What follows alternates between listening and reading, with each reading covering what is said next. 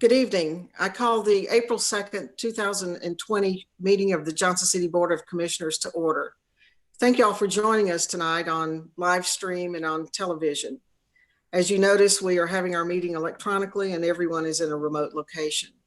Tonight, we're very privileged to have the Reverend Barry Burns from Cornerstone Church to give our invocation. Dr. Burns. Father, tonight, in obedience to your command, in 1 Timothy chapter 2, to pray for those in authority, I pray over our mayor and all of our city commissioners, especially during these difficult times. Father, I just ask that you would impart to them godly wisdom as they lead and manage the affairs of our city. Have the Reverend Barry Burns from Cornerstone Church. Father, I just pray specifically now for all those in the entire region who are afflicted by this COVID-19 virus. And I ask you, Lord Jesus, to extend your healing hand and raise them up from their beds of affliction. We also ask you tonight, Father, to place a hedge of protection around every family, every individual, to shield everyone from this contagion. And Father, protect especially our first responders, our police officers, our firemen, our EMS personnel, and especially, Father, all of our medical teams that are on the front line of this battle. Father, impart to them strength and give them especially your perfect peace. And so, Father, I just ask you also tonight to bless and comfort those who are out of work. I pray that they're all going to be back on the jobs sooner than anybody expects. And so, Father, I thank you for bringing us out of this pandemic a stronger and a more united city than ever before. In Jesus' name, amen. Amen. Thank you, Dr. Burns, and please give our best to Dr. Ann Burns. And, I will. Thank you. Y'all have a great night. Grateful for the work that the churches are doing in our community during this very difficult time. Thank you. Blessings, everybody. And now we will have the Pledge of Allegiance.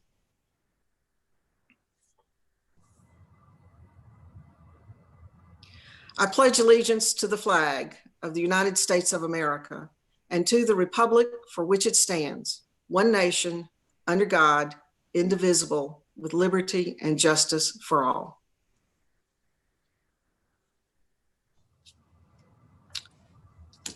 Thank you, Mr. Peterson. We will begin our agenda. Mayor, your first order of business is to add to the agenda for this evening 2 items. One being a proclamation recognizing the month of April as Safe Digging Month in Johnson City, Tennessee. And the second item is an approval to extend the Safer at Home order and declaration of the state of local emergency. So if you would add those to the agenda, please. And I would, okay, we have a motion and a second. Is there a second? Second. Okay, I would recommend we move those to section 5 since we have the proclamation, and then we will also do our video and discussion of our Safer at Home order. That be okay? Okay. Ms. Jennings, would you call the roll? Commissioner Calhoun? Yes. Commissioner Fowler?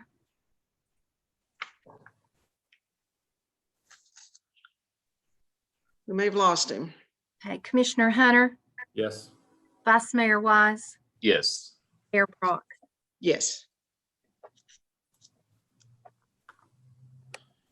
In that case, your next order of business will be to consider approval of the minutes from the special call city commission meeting held on Thursday, March the 12th. Move approval. Is there a second? Second. All right, any other discussion? Ms. Jennings? Commissioner Calhoun? Yes. Commissioner Hunter? Yes. Vice Mayor Wise? Yes. Mayor Brock? Yes. Next order of business is approval of the minutes of your meeting held on Thursday, March the 19th. Is there a motion? Move approval. And a second? I'll second. Okay. Any other discussion? Ms. Jennings? Commissioner Calhoun? Yes. Commissioner Hunter? Yes. Vice Mayor Wise? Yes. Mayor Brock. Yes. Your next order of business will be the presentation of a retirement resolution to Lisa Chamness, who is retired as the director of the Freedom Hall Civic Center. Okay, and so I think we're going to hear about her longevity with the city and what she has done for us. Particularly, she is Miss Freedom Hall, so we're going to miss her a great deal. So I will read the resolution. I'm sorry, I'm going to have to kind of look to the side with getting all the paperwork together here. Whereas Lisa M. Chamness began her career with the city of Johnson City in August of 1986. And whereas in 1987, Lisa became Freedom Hall Civic Center Assistant Civic Center Manager and was subsequently promoted to Civic Center Manager and Freedom Hall Civic Center Director, respectively. And whereas in these various roles, Lisa was responsible for working with promoters, community groups, and event organizers to coordinate and host a cross-section of shows and events at Freedom Hall for the greater Johnson City community. And whereas during the course of her tenure at Freedom Hall, Lisa has been a passionate advocate of renovations to the now 46-year-old Freedom Hall building, where over $17 million have been reinvested in the facility over the last decade. And whereas Lisa's dedication and service to the city of Johnson City and her contributions to Freedom Hall Civic Center specifically has assisted in improving the quality of life for our citizens over the past 34 years. Now, therefore, be it resolved by the Board of Commissioners of the City of Johnson City on the occasion of her March 31st, 2020 retirement, that Lisa M. Chamness is hereby honored and commended for her distinguished service to the community. Be it further resolved that a copy of this resolution be presented to Lisa along with well wishes in her future endeavors. So normally we would have our retirees present and with us to present this in person. We can't tonight. So Mr. Peterson, I know you've worked with Lisa for a long time. You probably would have a few words to say here. Thank you, Mayor. It's certainly a privilege to have worked with Lisa for the last 29 years that I've been here. She's filled a number of roles, as you pointed out in the proclamation, and has truly been a loyal and dedicated employee to the organization and has done quite a bit to bring lots of quality entertainment and fun events to the citizens of Johnson City and the surrounding area. As you pointed out, Lisa has long been a very strong promoter of not only events in Freedom Hall, but the reconfiguration and the remodeling of Freedom Hall, which, as everyone has seen, we've gotten quite a bit of improvement done to the building. She was around when it was a fairly new building, and she got to stay and direct the reconfiguration and the remodeling into its second generation of Freedom Hall. So to Lisa and her family, we extend our deepest appreciation and best wishes for good health and lots of years of enjoyment with grandkids and other things in life. Lisa, thanks a lot. Very good. Thank you, Mr. Peterson. Does anybody else have any remarks they'd like to make? Well, we will wish her well and a well-deserved rest. And, you know, who retires and then gets to stay home for 2 or 3 weeks. So. Anyway, all right, Mr. Peterson, our next one will be the Atmos Energy, I think. Your next item will be the presentation of a proclamation recognizing the month of April as the Safe Digging Month in Johnson City. Okay. Mayor? Let me preface this by saying we received a call from Atmos Energy this morning asking us to do this. Governor Lee had signed a proclamation to declare April Safe Digging Month, but now there's a real need for everybody to heed this. It's kind of calculated because there's so many people at home now and doing projects. They've had an extraordinary number of gas lines that have been ruptured because people are out digging in the yard and they're not calling 811 first to find out where all the lines are. This not only requires their staff to go repair it, but it also means they have to go in the house to light the pilot light. So that puts their employees in personal homes. And so they're really, really encouraging the community. If you're going to do any yard work, call 811 first. It's okay to do it, but make sure you identify where the pipes are and don't come in contact with those. So I will read the proclamation that they requested of us. Whereas each year the city's underground utility infrastructure is jeopardized through unintended damage by those who fail to call 811 to have underground lines located prior to digging, resulting in undesired consequences such as service interruptions, damage to the environment, and personal injury or even death.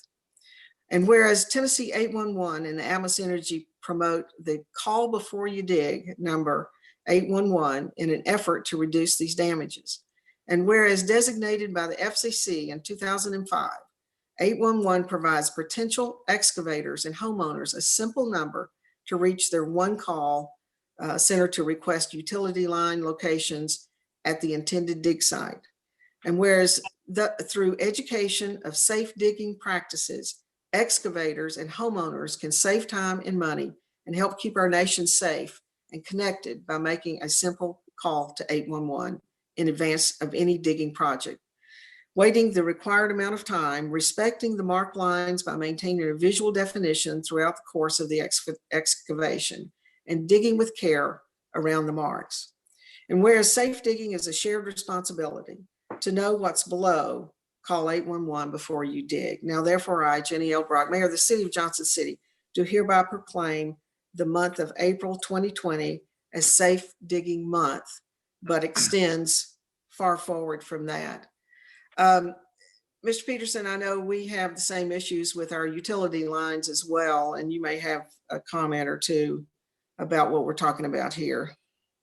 Well, as everyone's aware, there are a lot of underground utilities, gas, electric, cable, fiber, water lines, sewer lines. It is a state law that you must call ahead to make sure that there are no utilities in the area that you're going to dig. And this is to protect the distribution of much needed critical utilities, but it's also equally important that it offers protection to people out digging and doing things around their properties. It's a very dangerous situation to be digging and dig into an electric line or a gas line that can result in instant death. So everyone needs to remember this is not only for the protection of the utility, it's equally important for the protection of the individuals doing the digging. It's a real quick phone call. You call, place the order, and within a couple of days, they've got it marked and you know that it's safe to dig. It also removes a liability should you dig into an underground utility. If you dig before you call, then you have a personal liability for the cost of the disruption to that utility. If you call first, that liability is removed. So it's for your financial help, your health, and for the protection of the utility, all three. And your neighbors probably appreciate you not cutting the line too. Yeah, absolutely. Okay, your next order of business will be consideration of continuation of the mayor's declaration of a local state of emergency and the Safer at Home order. The current order will expire at midnight this coming Monday, as it is only good for 7 days. And what this action would do would be to approve the extension of those orders for another 7-day period. Mr. Peterson, before we go into a discussion on this, I did want to share something, not just with our commission, and some may have seen this already, but with the public at large. Most of us have been getting a lot of calls lately. I certainly have, and we know this is a very, very difficult time for many people. Likewise, I've been getting a lot of calls from people to say, what can we do to help? And putting this whole issue that we're in right now in perspective. I want to share a 2-minute video with you that I'm very proud of because it's my great nephew that he and his father made this video because at 8 years of age, he came to his parents and said he wanted to do something to help with this virus. And so when you see the video, you will see how, I mean, very quickly, this whole thing's put in perspective, but the uplifting things that are going on in our community. So Wendy, I think you've got it teed up there to show. And by the way, they've been using this at Ballad Health significantly today.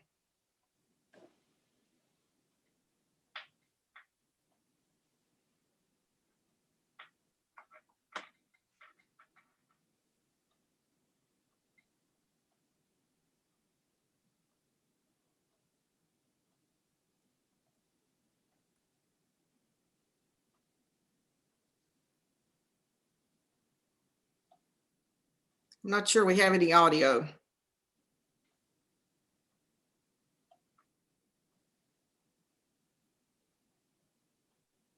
Pardon me.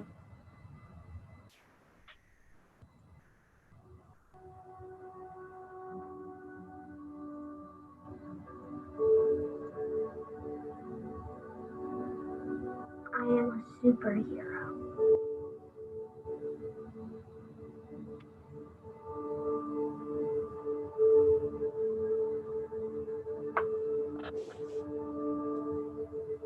Nothing can stop me.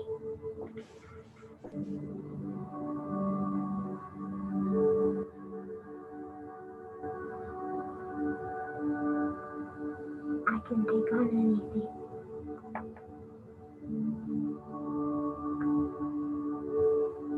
The world is in danger right now. And I could save it. But I can't.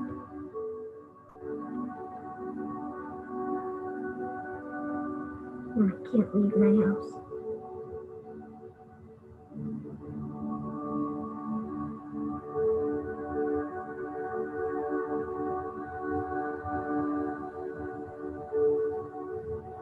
And while the world needs me right now, I can't help but to the true heroes, the doctors, the nurses, first responders, from one hero to another. Thank you.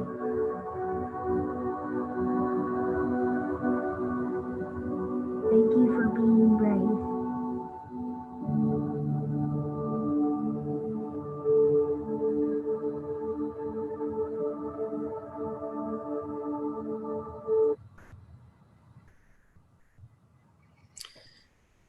Thank you. I just want to say how proud I am of my great nephew. His name is Maddox Curley, and his dad Grant, and his mom Devin. And you know, this is where we're seeing the whole community come together. Whatever small way that we can contribute, that's what we should be doing now, and we are doing. So anyway, I just wanted to kind of start us off with that, and all thanking as we advance into this epidemic, the pressure that's being put on the healthcare community.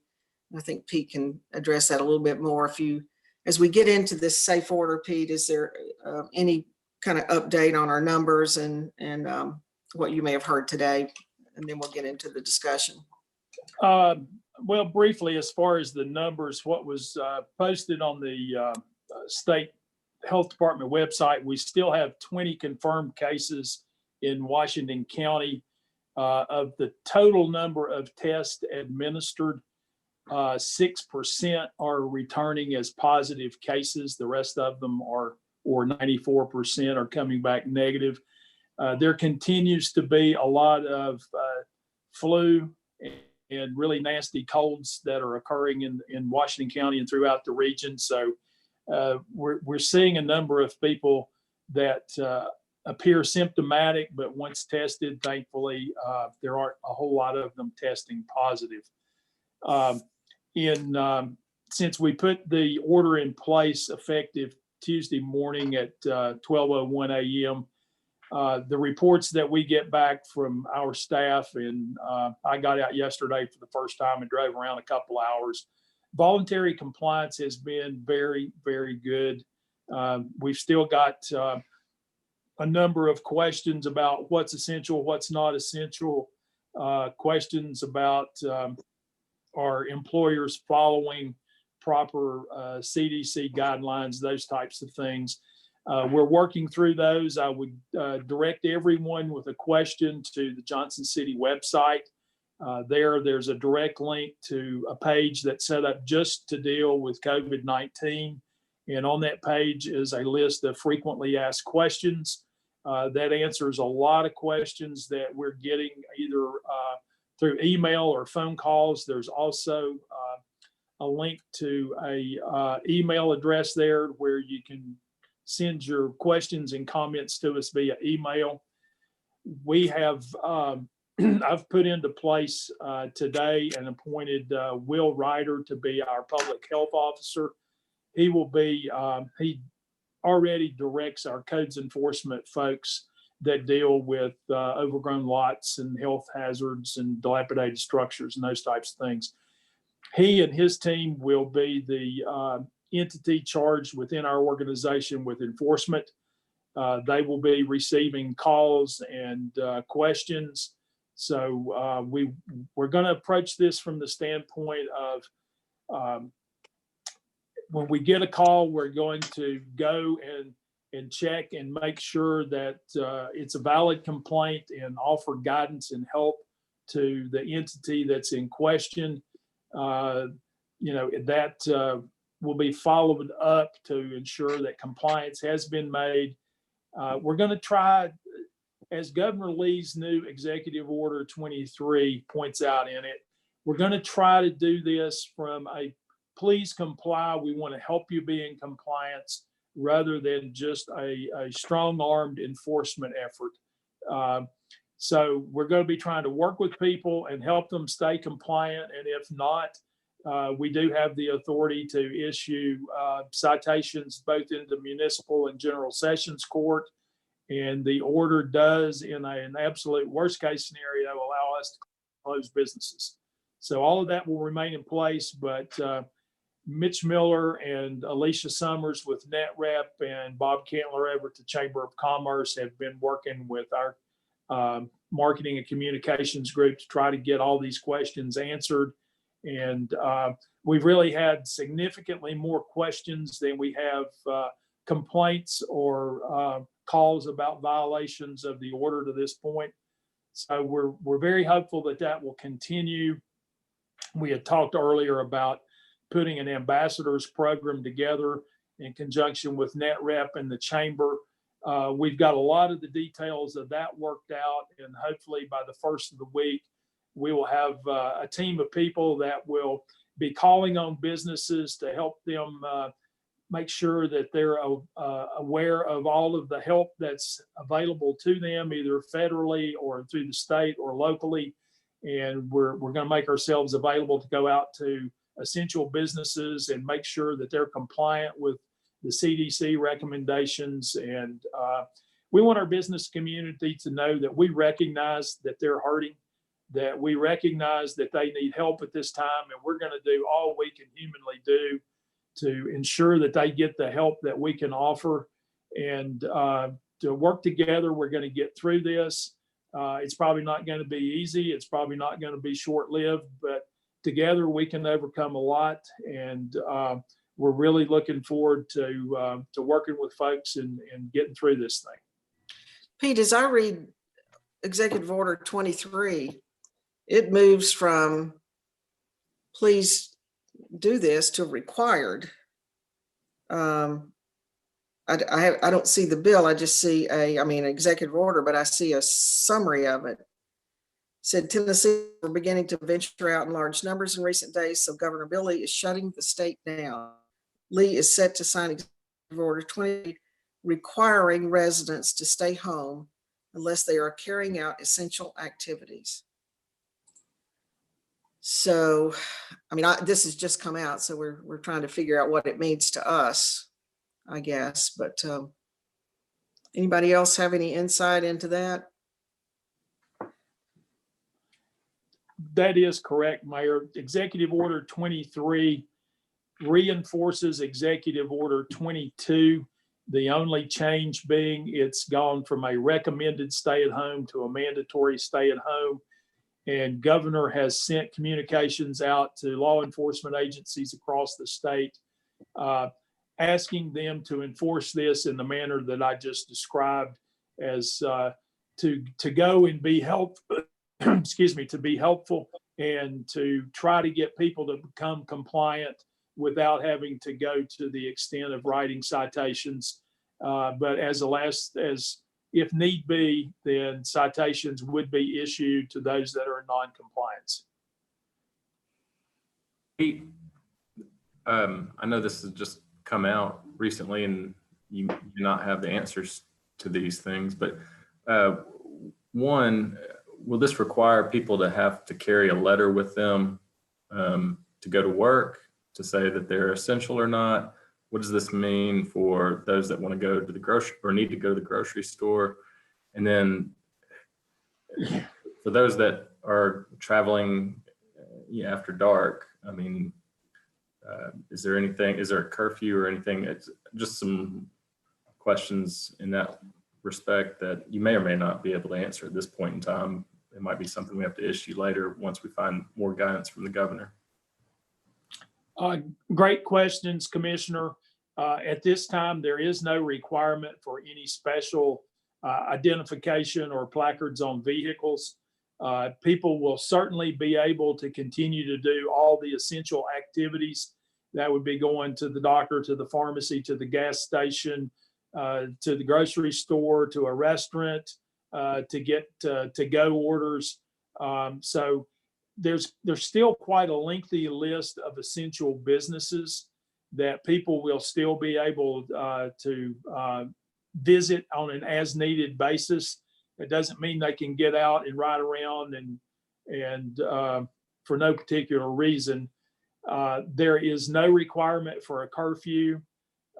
It would be extremely difficult to issue everybody some sort of credential because of the fact that you can go to the grocery store or to a restaurant. If you need to have your automobile repaired, you can go to an automobile dealership or a repair shop, for instance. If you need to pay your insurance, you need to go to the bank. If you're in the midst of closing a real estate transaction, all of those are deemed essential businesses. And as long as you are either on your way to work at an essential business or on your way to an essential business to conduct business that you need to get done, then everything will be fine. But this shift to a mandatory stay at home will take things to a different level as far as normal socialization away from your home. Thank you, Pete. Hey, and then for Dr. Calhoun and Dr. Fowler, just quick question. Face masks, is that a good recommendation? Would you have any comments on that, using face masks? I've seen both comments made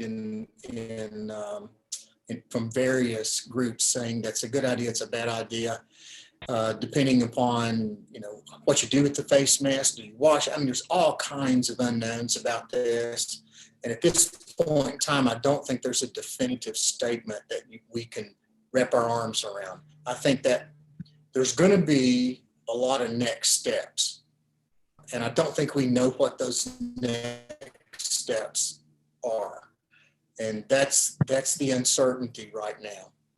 I think from reading just real quickly the order number 23, executive order number 23, it basically just changed one paragraph from that first paragraph that said we want you to stay at home to you are required to stay at home. At this point in time, and Pete, you may have looked at it a little more in depth, and maybe there's another document. I don't think it changed any of the other order as far as further defining essential businesses or taking some of the businesses that were deemed essential in the previous order and taking them off the list. I don't think it made any changes there unless there's an accompanying document. Is that accurate? That is accurate, Dr. Calhoun. Well, that then basically it's a bit scary that we may not see our citizens react to that in the way that we really want. I've been getting lots of calls, mostly from healthcare people, obviously, that they don't think we're doing enough. Not us as the city, as just us in general. And I think there's a lot of activity going on right now about what next steps are. If this gets to a level of where some people are predicting we're going to need some makeshift hospitals similar to what we've seen. And I think there's a lot of preparation going on for what the next steps might be. I don't want anybody to get comfortable to think that we're done. I hope and I pray that I'm wrong, that we are done, but I don't think we're going to be finished with this for the next probably 2 to 3 weeks. I didn't answer your question, John, because I don't think there is an answer. Mm-hmm. I agree with Dr. Calhoun. We had been using in our clinic the masks if you're going to be in a room with a patient for an extended period of time with contact with them, for the physician to wear a mask in the room. So we've been doing that. If you are sick, it is recommended that you wear one. If you don't have COVID-19, you still should be wearing one if you've got the flu or if you've got a cold or something else to try and keep from spreading that. But there has not been a recommendation saying that everybody needs to wear a mask. So you can see both ways that the mask could help depending on the situation, but there's not a recommendation specifically saying we need to. I think one of the things this brings up is just the availability of masks. And I've spoken with several pastors in the area where churches are beginning to, make the mask for just their church members. So they have some availability of that. So I think from a public standpoint, that may be an option of how, a different kind of mask is used when people are just out in public if they feel like they need that. I also think it's worth pointing out that a mask is only as effective as your use of it. I observed a fellow that I believe was vacuuming his car at a car wash here in our town, wearing a mask, carrying on with the plastic gloves and the whole thing. But then I watched him take the mask off, touch his face with the hand that had just touched the vacuum and set the mask on the seat of his car. I'm not really sure that did anything for him. So I think I see folks going through the grocery store with plastic gloves on, still touching their face with the plastic gloves. Well, the plastic gloves aren't some sort of kryptonite that protect you from germs. If the germs could get on your hand, they can get on the glove just the same. And so there seems to be sort of a loss of appreciation for cross-contamination. So Pete, in your opinion, with our executive order and Governor Lee's executive orders, are there any, do we need to amend ours in any kind of way? Or since we renew it every 7 days or bring it up for renewal every 7 days, it's effective in its current form, or are there any changes that we might need to make to it as we look at the next 7 days? I would recommend that you renew it in its present form. I think that's it's very effective, and in concert with the governor's executive order 23 will give us what we need to ensure that the public's health and safety is protected. I think one of the big things that I know you have, and some others have, and I certainly have been dealing with, are a lot of calls we've been getting from employees who are saying their companies are essential, but they're not doing anything. They don't have a plan together to protect the employees and protect the public. So, and I'm glad to see that we're going to be doing well and working that area. But kind of know my position on it. I think we need to say that companies must if they have the privilege right now to remain open in this crisis, they must put a plan together and make sure that their employees are protected in the community, and the public's protected when they come in. Some you see are doing a really nice job, and we really appreciate that. But just to say, we recommend, right now, I just don't think that gets it. So that would be what I would push for if we do anything to it, is to require all essential businesses to have a thought out plan on how they're going to do this. So interested in other comment. So this was a mayoral proclamation. At this point, is the commission being asked to extend the mayoral proclamation or just affirm the mayor's reproclamating? What exactly are we being asked to do? It is an affirmation. The mayor may declare that without a vote of the commission. So it'd be an affirmation of what the mayor is declaring. And that's an affirmation for the last 7 days, or maybe, for the initial one, or to re-up it on Monday. I guess it would be Monday would be the day we need to revisit this. So are we affirming her restating that on Monday? That would be correct. It would take effect at 12:01 a.m. on Tuesday and run through 11:59 p.m. the following Monday. And I don't have a calendar in front of me, so I'm not sure what the dates are, but it's prospectively and not retrospectively. Peter, if I read that, I'm sorry, go ahead. Let me just address one thing here. The current one goes to 12:01 on which to me, as I'm trying to process this, that it really will expire at midnight on Sunday. So we just need to recheck those dates, because it may have to be extended and go into place effective 12:01 on Monday. Mayor, Pete, I guess a point of clarification, you'd mentioned, Jenny, that requiring businesses that are open because they're essential to have a plan. Is that something that we can ask for as the city visits, essential businesses, to say, show us your plan? Or are you asking for the next 7 days to be a higher level than the original 7 days? I'm just curious. A good question. I'd like to see it as a part of our next 7 days, so that they know up front. I went into a major pharmacy here, chain pharmacy here, who are doing nothing. So we need to require them to do something. They're a pharmacy of all things. But they said they were waiting on corporate guidance, to come up with something. But I think everybody needs to have some kind of plan in place. And if they don't, then I think those are the ones, that's where you immediately start hearing from the employees that they don't feel safe at work. But yet if they stay out of work, they have no pay.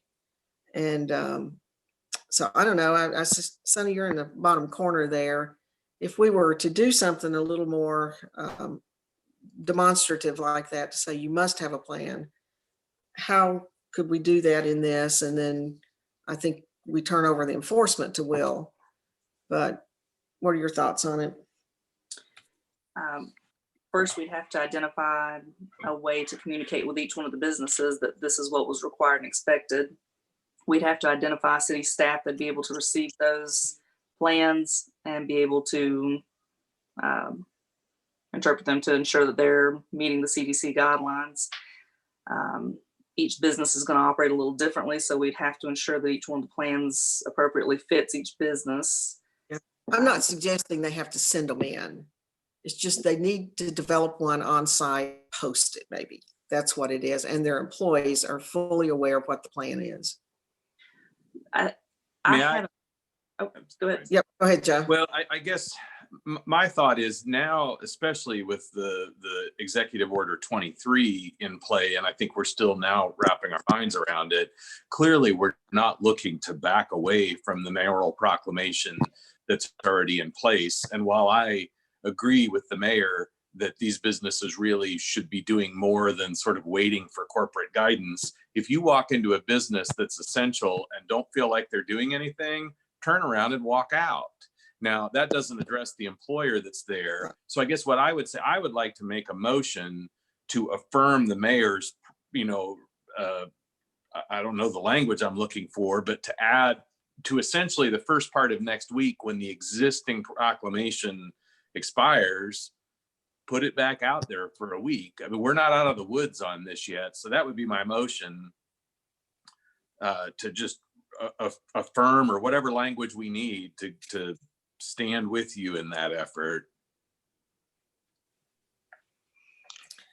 As a point of Okay. clarification, the existing declaration will expire at 12:01 on April the 6th, which is this coming Monday. And if you extended it for 7 days, it would expire at 12:01 on the 13th of April. So that will be the time period that the new mayoral proclamation or declaration would be in effect. Well, and so that's a Sunday, if I'm not mistaken. Yeah, Sunday night And it that's expires. And that's Easter, the 13th, if I'm not mistaken. I believe so.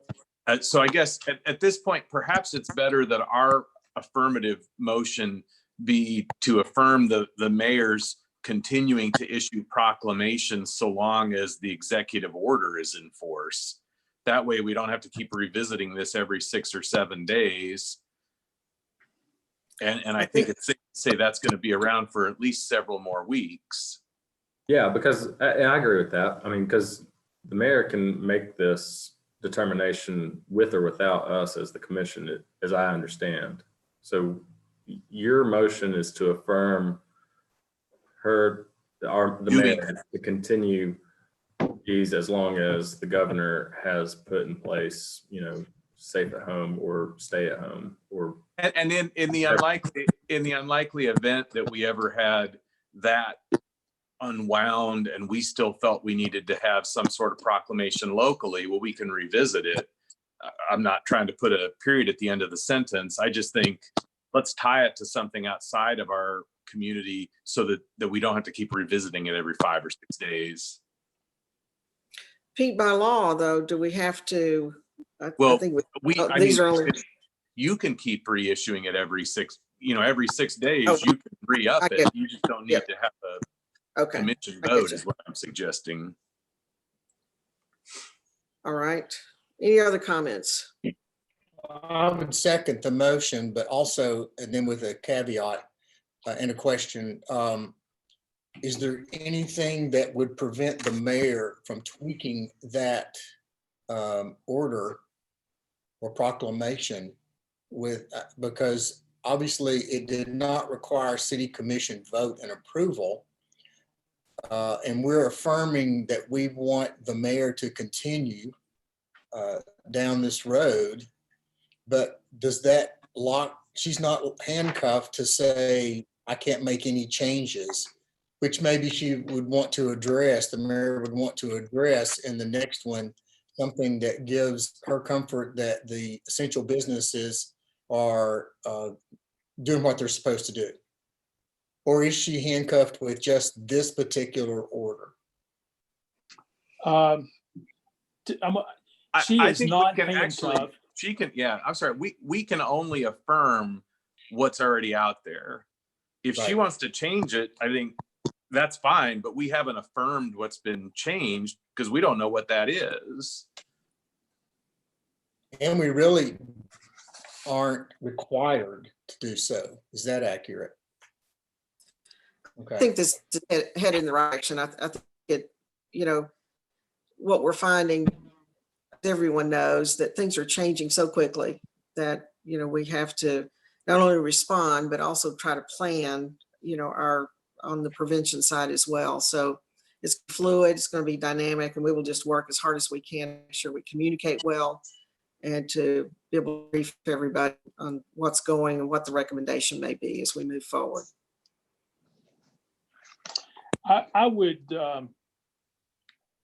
with the enforcement folks that we're going to have out, I think you're going to get quicker response by the fact that we have people visiting businesses than you will by requiring a written plan. And then that puts us in a position of having to verify plans, and also puts us in a position of having to interpret whether the plans are adequate or not.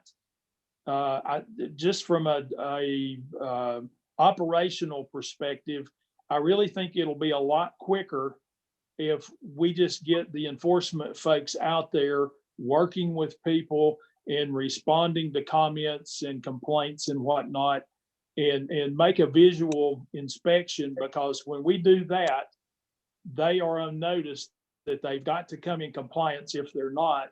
And if they don't do so, we're going to be back in 24 hours. And at that point in time, if they're not in compliance, we're going to be issuing a citation to cite them into court. So I understand the very clearly the mayor's opinion, and I certainly respect that. But I really think from an operational perspective, our enforcement piece will be a much quicker way to get people into compliance. I think, and this last comment I'm going to make on this, but again, this is not something I'm suggesting they do and send in to us. This is something that every business should do, is have a posted plan. You go to some places, if you go to, that I've been to, and they have their plan kind of posted on the door. I mean, the big thing is to ensure the public that they're taking action inside that will help protect their health, and in particularly around their employees. And so that it's more of that rather than, to go through a whole bunch of paperwork and, we have to have it on file and all that. That's not it at all. Okay. But to move them to posting a plan so the employees know, the big part of this, and we all talk to them, is the responsibility an employee has when they go to work. Kind of back to Joe's point, if you're not using the mask right, it's working. But the employees, I've had somebody say to me, well, we're an essential business, so we're kind of protected, thinking that the essential business is, there's no virus in there. So there's a little bit of feeling at ease simply because I know I'm going to an essential business. This whole for 23 then kind of brings up the non-essential businesses that were required to close under 22. And if they can deliver services in a way that doesn't bring the public in, they may be allowed to continue. I don't know if this order impacts that or not, but that's something we'll probably have to try to get figured out at the end of it.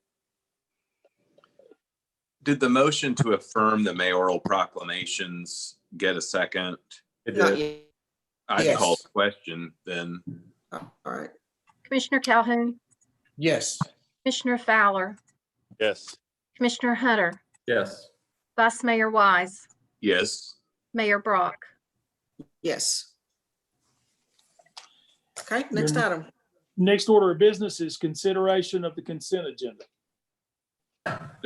Don't we have a beer license and an We Oh, I'm do. appointment? sorry. We Yep, do. I apologize. Been out of order here, yeah. Your next order of business is consideration of a beer license application for Main Street Theater located at 215 East Main Street. This is a request for a Class 1 on-premise beer license. The appropriate reviews have been made, finding no disqualifying factors, and the recommendation would be for approval. Is there a motion? So moved. Second. All right, any questions or comments before we vote?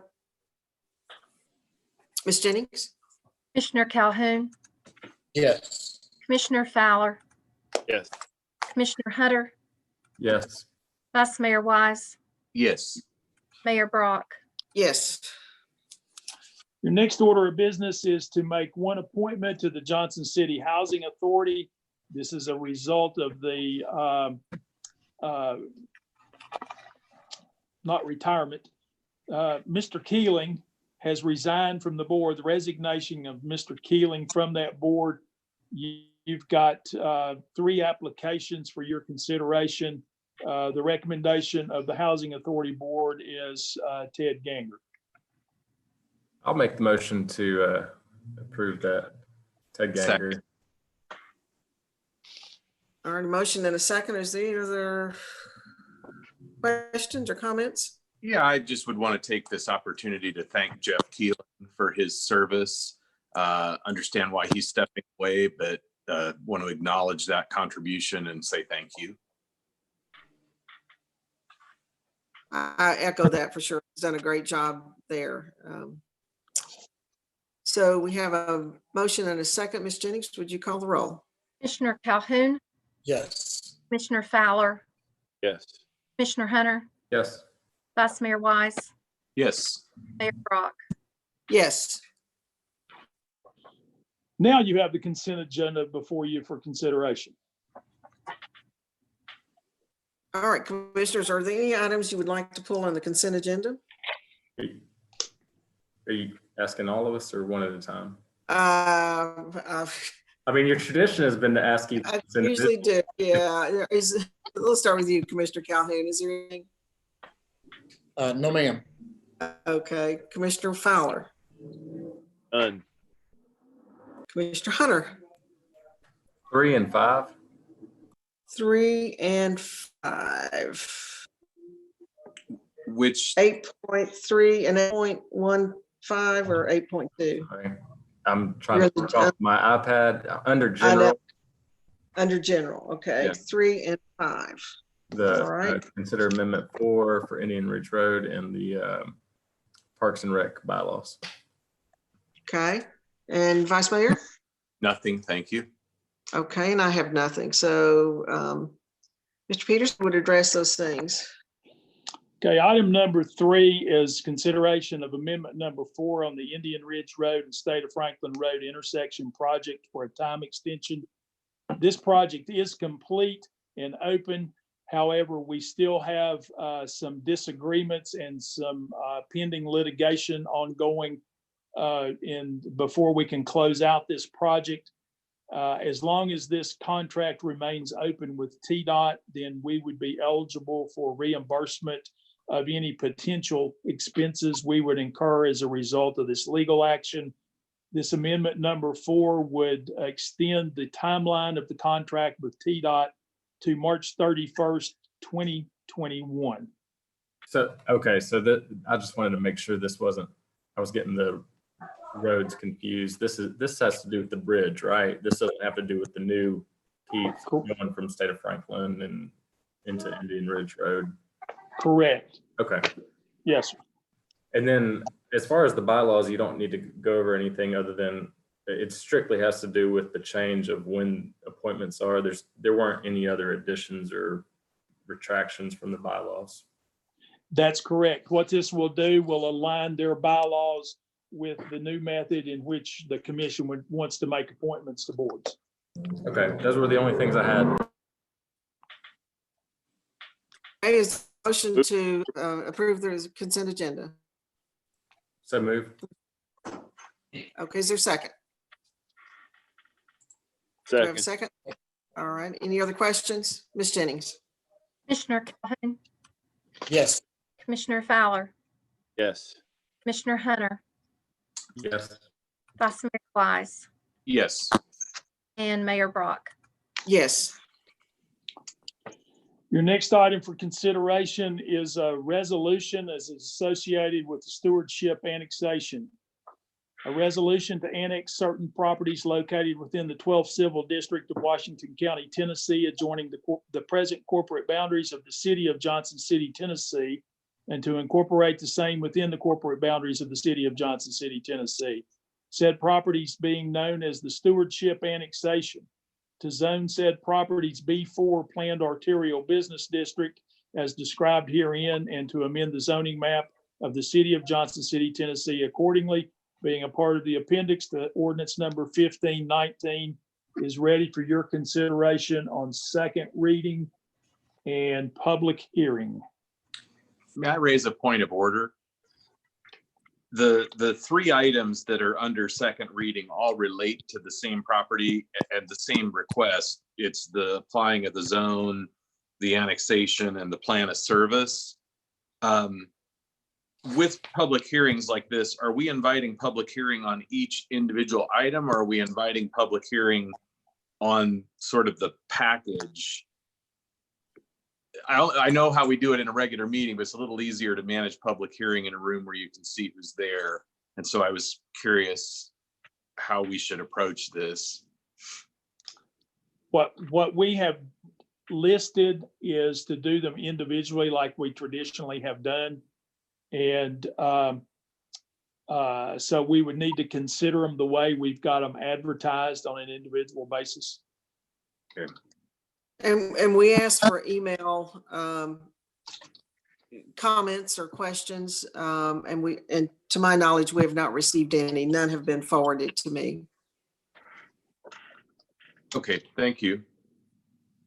Is that something we could revisit, since we probably will have another one or two of these meetings like this? Is that something we could streamline so that we're able to get everybody in and not have to have them pick and choose which topic they want to talk about? Yes, sir, we can certainly revisit that and try to streamline the process.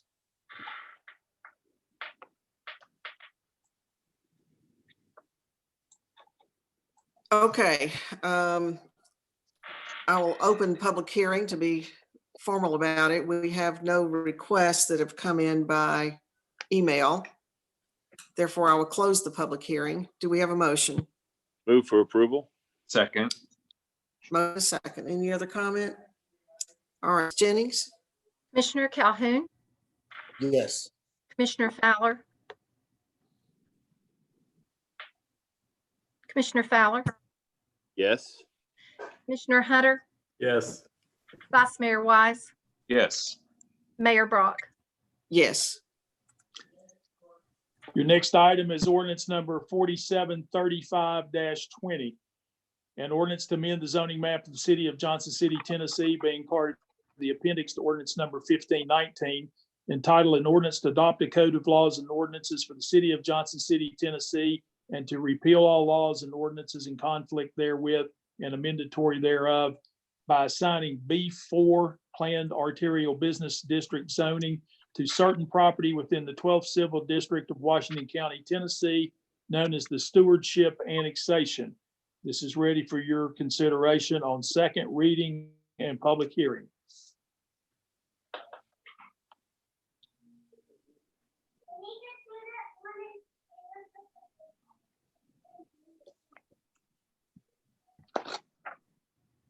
I think I was on mute. Yeah. We'll open the public hearing. Since we did not get any input on that, I will close the public hearing. Is there a motion? So move for approval. Second. Motion and a second. Any other comment? Jennings? Commissioner Calhoun, Yes. Commissioner Fowler, Yes. Commissioner Hunter, Yes. Vice Mayor Wise, Yes. and Mayor Brock. Yes. Your next order of business is consideration of the plan of services as it applies to ordinance number 4735-20, which is the stewardship annexation. This is property located on 3309 Sid Martin Road in Gray and 5112 Bobby Hicks Highway in Gray.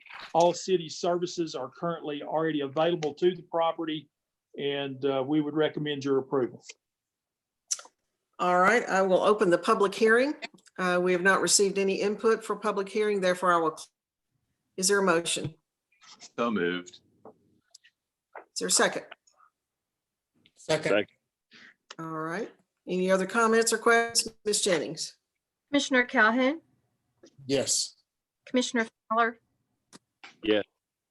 Commissioner Hunter. You're on mute. Was that a yes? Vice Yes. Mayor Wise, Sorry. Yes. Mayor Brock. Yes. I'm good at reading lips. Not really. Thank you. All right, your next order of business is consideration of ordinance number 4732-20. An ordinance providing for the conveyance of a certain parcel of real property located within Johnson City to the Boones Creek Historic Trust upon the terms and conditions set forth herein is ready for your consideration on third and final reading. Commissioners, is there a motion? Move approval. Is there a second? Second. All right, any final thoughts or questions on this transaction? I Mr. look Denny. forward to gathering Yep. with a group greater than 10 people at the facility when the time comes. I think we all agree to that. Thank you. Ms. Jennings? Commissioner Calhoun, Yes. Commissioner Fowler, Commissioner Hunter, Yes. Vice Mayor Wise, Yes. and Mayor Brock. Yes. Your next piece of business is consideration of ordinance 4734-20. An ordinance providing for the conveyance of a certain parcel of real property located within the city of Johnson City to Michael W. Manzi and wife Catherine Manzi upon the terms as set forth herein, ready for your consideration on third and final reading. Okay, commissioners? Is there a motion? Move to approve. Second. Second. Mr. Peterson, just one question that was asked of me. Does this include the adjacent parking lot, or is this just the main parcel we sold for $20,000? It does not include the parking lot nor the use of the parking lot. This is only the transfer of the parcel identified in the ordinance and the survey. I was for sure of that, so just publicly stated, so very good. Did we get a motion here? Yes. Oh, okay, roll call then, Ms. Jennings. Commissioner Calhoun, Yes. Commissioner Fowler. Yeah. Commissioner Hunter, Yes. Vice Mayor Wise, Yes. and Mayor Brock. Yes. This brings you to the conclusion of your action items on the agenda, commissioners. We will, since we are forgoing general public input, we're going to figure out some way as we have to, we'll be doing these electronic meetings to be able to get the opportunity for people to have input for us. So just want to say that. Okay, Mr. Peterson, are you going to do your report, or I know what you've been working on? Let's put it that way. We've just been sitting around down here having coffee every day. There's not much going on. Pete, No. you might address what's going on at Parks and Recreation, since we got a directive from the Tennessee Department of Parks and Recreation about what we need to do in our park system. Okay, the parks will remain open, and we still encourage folks to get out and enjoy the parks, get some exercise, you know, as in compliance with new Executive Order 23. I guess we need to think through that, how that's going to work now.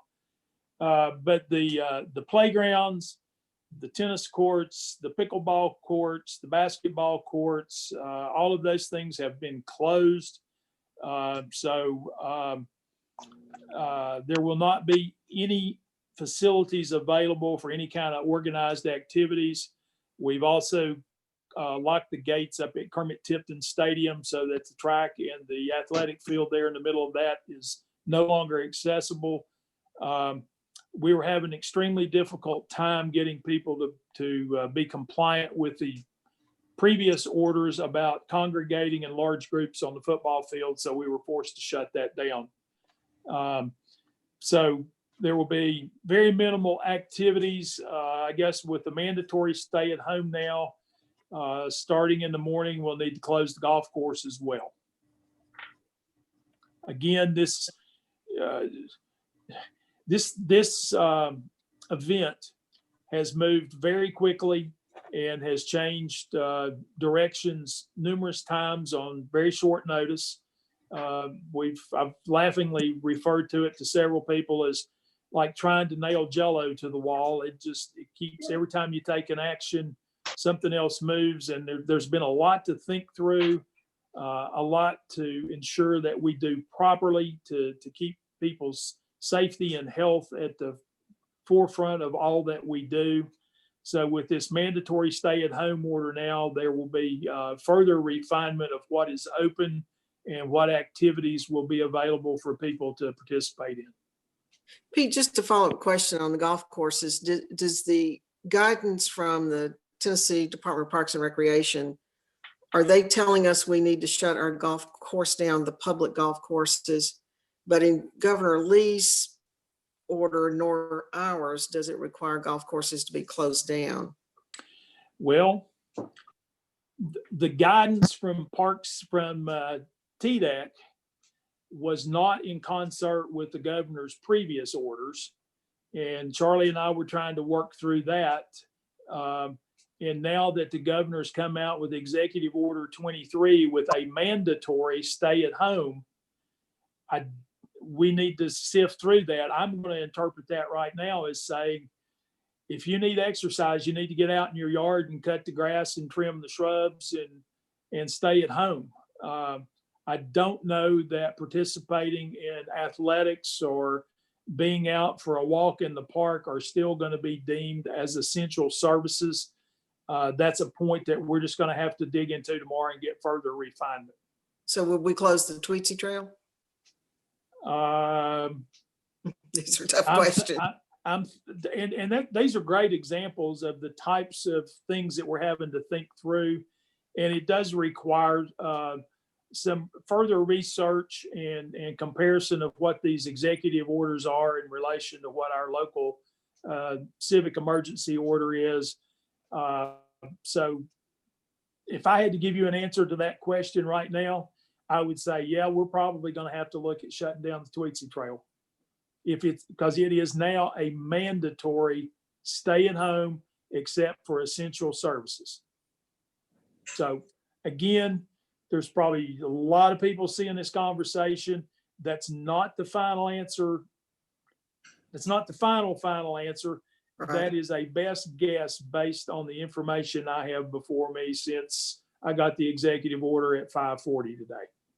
And Right. not Yeah, to cloud the question further, but the Tweetsie Trail is a little different than a park facility in that it exists on what was a transportation route. So it could even be that by tomorrow, Pete has information that it's open, but a park is closed because the Tweetsie Trail itself is not a park per se.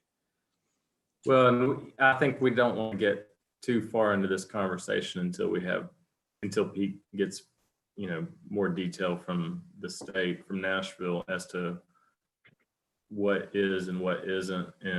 But the Tweetsie Trail is totally different than, my jog. I don't say I run anymore, but my jog downtown, where you've got plenty of width to social distance as you pass other people. I mean, the Tweetsie Trail is in many places somewhat confined as you pass people. But, hopefully what we can do tomorrow is we'll get a little more detail from Nashville as to what exactly is required and meant by the new executive order. And then we can communicate that through Keisha's office, through social media and the website, and through the news outlet. Yeah, I think the crux of my question on the golf course that's coming through the state Department of Parks and Recreation, was that just guidance for public courses, or do any of these orders then order all private courses to close? So there's a little bit of a difference there. So, because the other part of the guidance from the Parks and Recreation were about, the other parks, and they're also not recommending, you have to close your fields down. And if you go by any of the parks right now, you've got soccer, one-on-one goalie training and things like that going on. And this is going to be interesting. Yeah. But but those fields and the courts and everything and the playgrounds are all to be closed down. Well, it sounds like Pete will have something to do tomorrow. There will be a lot of interpretation to be accomplished early in the morning or later tonight. And I can guarantee you a lot of phone calls. Yep. Yes, ma'am. Okay, anything else, Mr. Peterson? You know, from an operational perspective, we're still in really good shape. We've got lots of supplies. We're in decent shape with PPE for our first responders and employees. People have continued to adapt to how we have changed the front lobby, and we encourage everyone to use the drive-through window out at Gray, out on Suncrest Drive at Fire Station 8 that needs to make a payment. We've also got 2 walk-up windows in the vestibule in the front of the building here in City Hall. City Hall and all city-owned buildings remain closed to the general public. We would encourage everybody to do business with us in the electronic format. You can do bank drafts, you can pay with credit card in terms of payments. You can do plan submission and review electronically if you've got building projects going on. We're in great shape in solid waste and in water and sewer. You will still see some construction projects ongoing throughout the community, as we've got several projects that are kind of midstream right now. So the best we can, we're trying to keep things business as usual. We've done a lot of cross training. We have in excess of 50 people working from home on a daily basis, and that number continues to grow. We've also got our construction crews broken up into 2-man crews everywhere that we can, and are checking with our employees on a daily basis as to how they feel, and making sure that everybody's is coming to work healthy and not sick. So we would encourage all other employers to take similar precautions to ensure the safety of not only their employees, but their patrons that come through their businesses. From an operational standpoint, I think we're in a really good spot right now, and we continue to monitor and adjust those things on a daily basis. Very good. And Pete, you've done an excellent job with the way we've modified. We've put our plan together for sure, and we just want other companies to do the same thing. So, Commissioner Calhoun, any final comments? Well, I think all of us should really appreciate infrastructure more than ever right now, and just want to echo my appreciation to Pete and all your staff and all the 900 people that work for the city have just done a masterful job.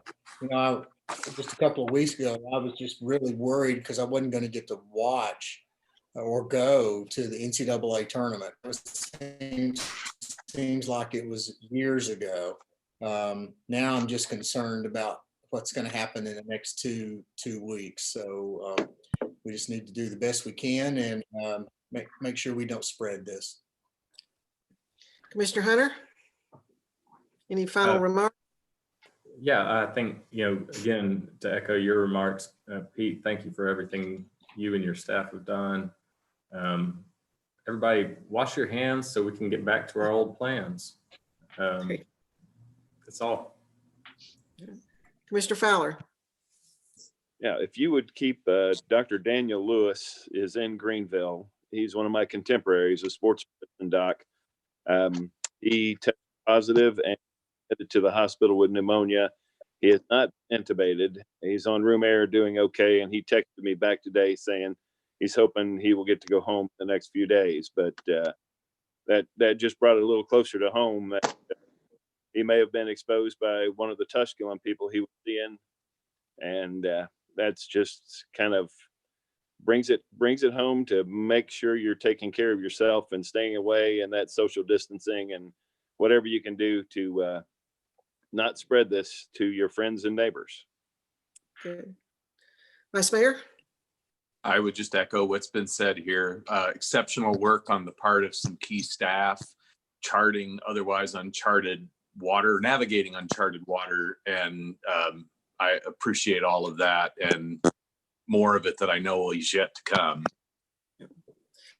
I'll just mention today I spoke with John Getz from Bridge Public Affairs. And of course, they've been working on our strategic plan with us. Well, a lot's changed since the last time we talked about this, but a really good conversation about modifying that plan right now then to include a different section on recovery, on economic recovery. And Pete and I had a discussion yesterday about that, of, you know, even looking at how, as soon as we can, identifying some people in our community that really understand the macroeconomic impact of what's happening on our community, and look at how we build a very robust recovery plan on what we can do to, you know, can we expedite recovery, or do we just wait and see what happens? So I think we can get the right facts in front of us all the time, and looking at those indicators all the time. We're not going to know for a few months, you know, the businesses that are going to reopen. We already know there are some restaurants that are closing that will not reopen. So there's a lot of unknown variables, but I think if we can get kind of a plan in place on those kind of things that we're going to monitor on an ongoing basis, and get some of our best experienced people that deal in those areas, from finance to, you know, investments to capital to a number of things that we can lead out of this. And that's certainly what I'd like to see this commission and the city do. May I add to that, Mayor? Yes, sir. I think that's spot on. Some of those resources are already available. And so if you're a small business person wondering what are you supposed to do next, or how are you ever going to recover from this, don't wait 2 weeks or a month. Reach out to people now, whether it be some of the federal programs that are already in place, but there are resources in our community through ETSU and the Chamber and the JCDA and others that can connect you to things that can help you weather this storm and perhaps come out the other side stronger than you were to begin with. I think that's a really, I couldn't agree with you more, Joe, that we have a lot of resources. It's just getting that information to the people who need it most and getting them connected. And so I think NetRep and the Chamber and all hands on deck, ETSU and Dr. Calhoun, I know a lot of information's come out from ETSU on the support services that are available for business. And so we just need to get it all kind of captured so that we can get it in the hands of the people who need it. You know, many of the calls that I'm getting certainly are people who are desperate to know, how do I apply for this loan? And Commissioner Hunter, you're probably dealing with some of this in your world. How quickly can we get our application in? How long is it going to take to get approval? When can we see the money? So the folks who are trying to figure out how to pay their rent this month desperately need some help at this particular point in time. I think there also will be, you know, I think we're all hearing, and John Getz also shared with me, because they have a big presence in Washington, there's likely to be a third and a fourth stimulus. One of the areas we need to probably try to lobby as strongly as we can is, Pete and I were talking to one of our mid-sized businesses today, and mid-sized being just the number of employees. They've kind of been left out of this second stimulus package. So it's very difficult for them to try to keep, you know, employees in place and keep them on and keep their salaries being paid. Because the first part is just for small business. So we need to make sure our hospitals get more. So we need to lobby there. We need to, all of us, write our letters to our senators and congressmen, and that the mid-sized business, those seem to be a couple of gaps that hospitals got some, but not near enough for what they're going through. So I think our work is being framed up for us. And I know that we'll be ready to go on it. Anything else? All right, hearing none. Thank y'all so much. Meeting adjourned. Thank you.